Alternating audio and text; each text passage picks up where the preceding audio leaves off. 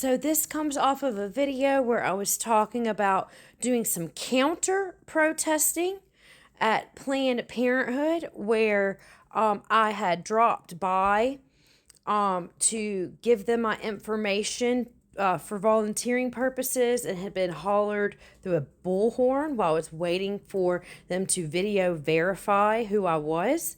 And my idea was to wheel out my husband's big ass speaker and maybe play some obnoxious music like FDT or Arrest the President or Effed Up or whatever. Anywho, this is one of my mutuals whose life was saved after she went to Planned Parenthood for a second opinion, and they discovered ovarian cancer.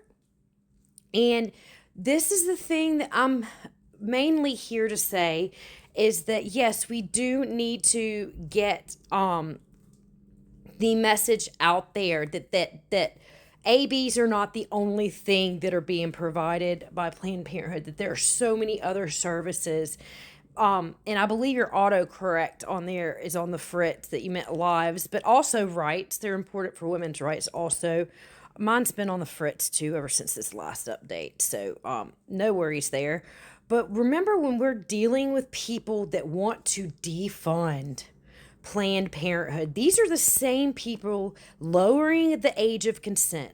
These are the same people lowering the age of marriage. They do not look at women as people or equals or lives. They are property. They are livestock to be traded to other men, even their own daughters.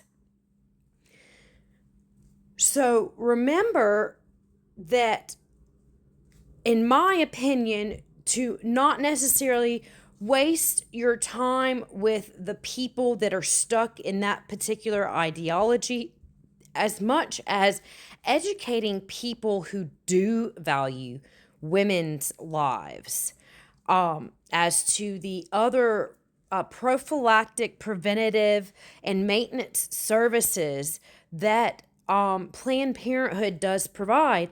I worked for a family of Chinese immigrants. I forget which province. It was a southern province they were from. When they had their second daughter, they had to flee. They went to Mexico. They were teachers back in China. And they ended up opening a restaurant, and then they eventually were allowed into the U.S., and I remember helping the mother, Mrs. Yin, go get a lump addressed in her breast via Planned Parenthood. The interesting thing about their story was they were teachers, and they didn't speak the best English, but I always encouraged her. The father could read and write fluently in not only English, but Spanish, Mandarin, and their specific dialect to their province. And I want to say that he knew some Arabic also.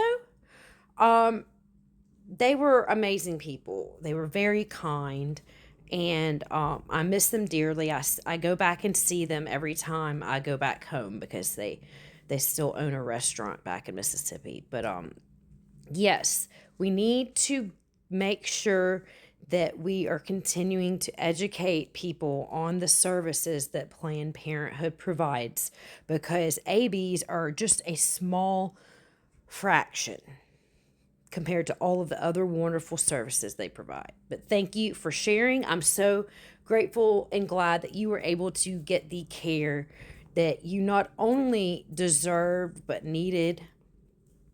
And thank you so much for sharing.